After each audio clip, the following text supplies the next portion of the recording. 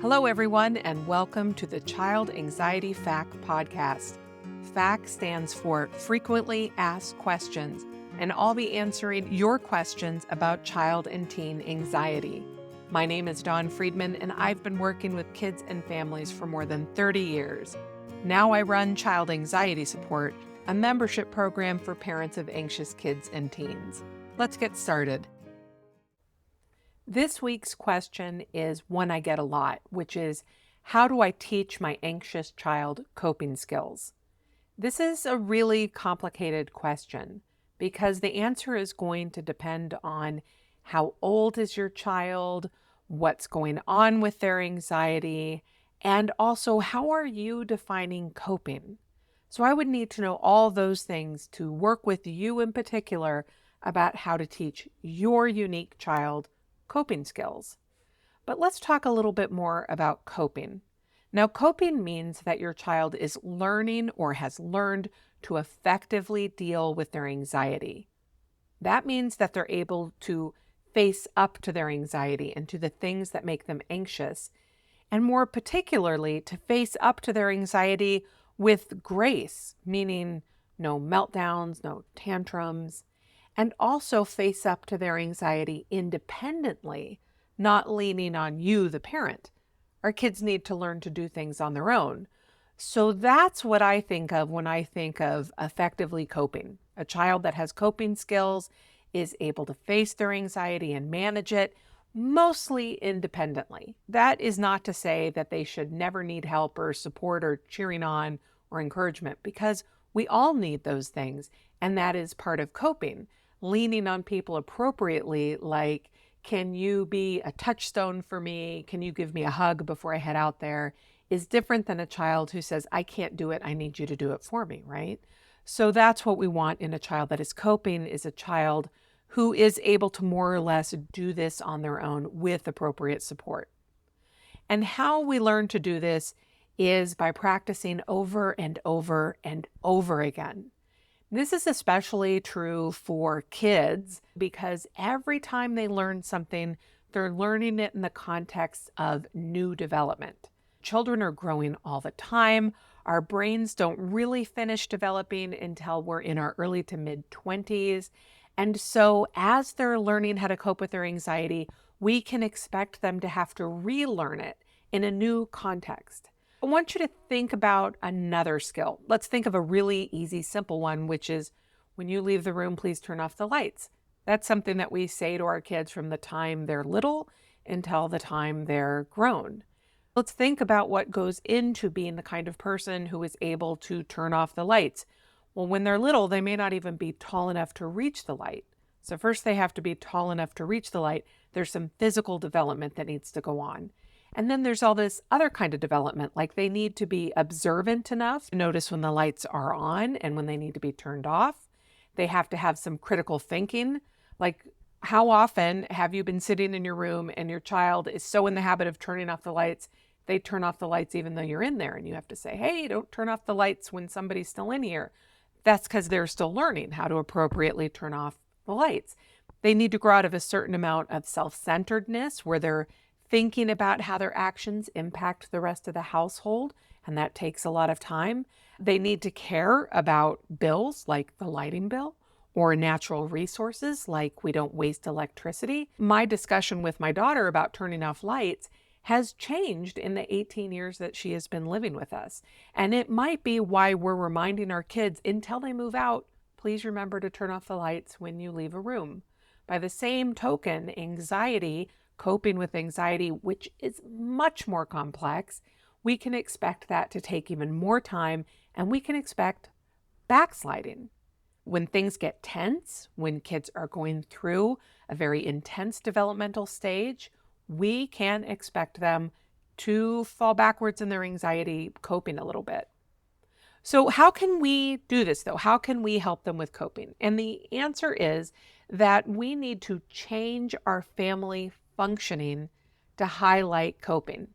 It needs to become one of the values in our family, and our actions and behaviors and discussions need to start becoming more oriented on coping, not just We don't fuss when we're worried. We don't cry when we're scared, or the kinds of things that parents sometimes do. But this is how you take care of yourself when you're anxious. That's what coping really is. It's not being anxious. It's learning how to handle it. That's why we need to change our family culture. And that is ongoing because culture is something that we're creating all the time. Now, I wonder if you have ever heard of something called a family accent.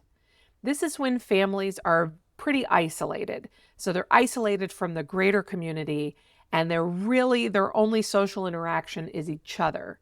And they start speaking alike. I was looking for an example online, and there's a show that's apparently on the Discovery Channel called Alaskan Bush People. I don't know it, I haven't seen it, but it features the Brown family, and they all speak with a specific accent that seems to be unique to the family. You can go watch videos of it. I looked it up and I watched a little bit of a video, and yeah, they have a different way of speaking.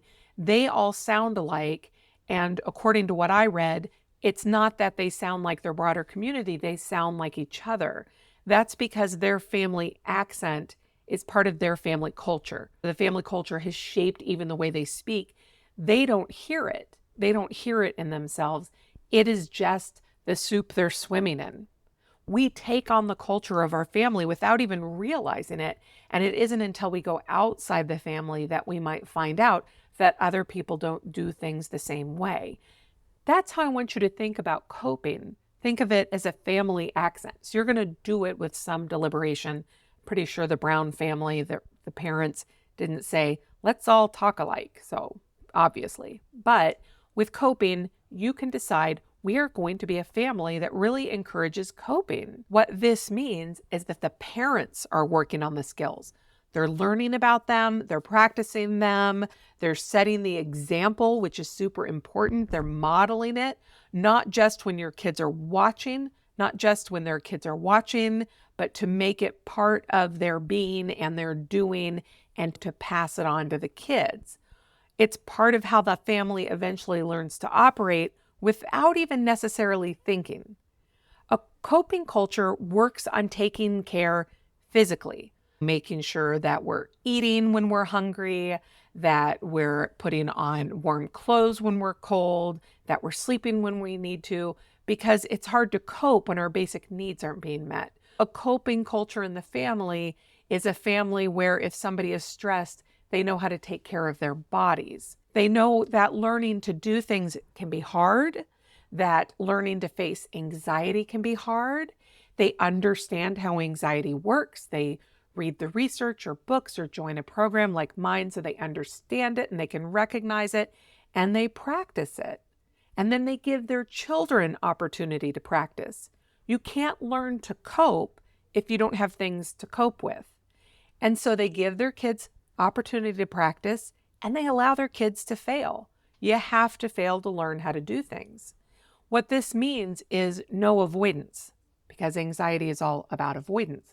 We don't let our kids avoid things. Instead, we coach them through, we demonstrate our own coping skills when they're stressed, and we help them learn how to take good care of themselves.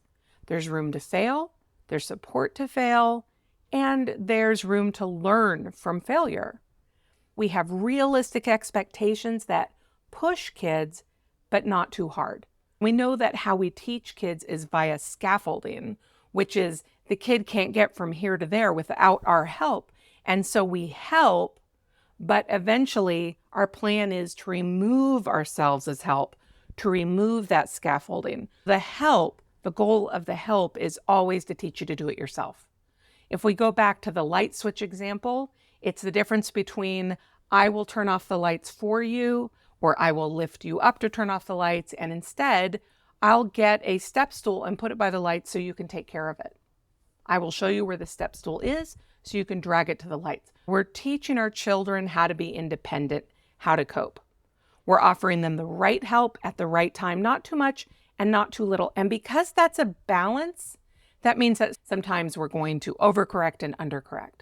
Sometimes we're not going to help when we're needed to. Sometimes we're going to help too much, but that's part of coping too, right? Coping as a parent means that we are willing to be reflective, Notice when maybe we're making a mistake or we're leaning in too much, leaning too far back, and then we try again. It might be a messy journey. In fact, I'm just going to say it is going to be a messy journey and it'll need retooling. And that's why I think our focus needs to be less on our child. You need to cope, be better at coping, and more on how our environment models and supports coping. Now, to get into some specifics, and this is very bare bones, so even though it's specific, it's not as specific as it needs to be for every individual family. But generally, it means a focus on emotional regulation tools, which is really, when we say the word coping, usually what we mean is emotional regulation. And that's the ability to handle our big feelings. But we also need to have feelings literacy, knowing what our feelings are and how they show up for us, knowing the difference between feeling anxious and feeling angry, or feeling sad and feeling lonesome. And I'll tell you, we adults often don't have great feelings literacy. This is something we can learn along with our kids. For coping too, we need to understand how our thoughts impact our experience, which is a complicated and nuanced ongoing exploration. It's not as easy as just saying, think more positively. It's not just that, but it is understanding how our thinking drives our beliefs and drives our experiences.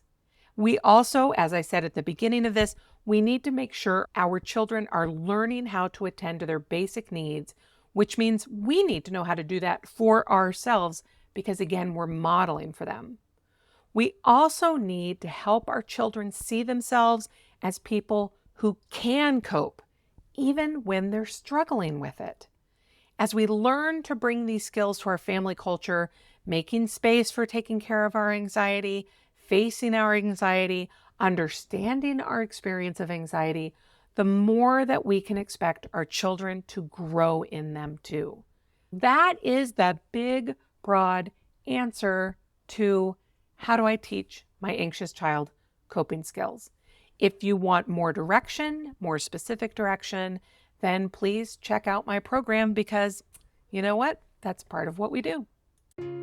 Thanks for tuning in this week. And if you have a question you'd like me to address on the show, you can reach out to me by going to childanxietysupport.com and submitting a question there. You can also check out the program while you're there. And if you'd like to learn more about whether or not it would be a good fit for your family, feel free to reach out for a quick consult call.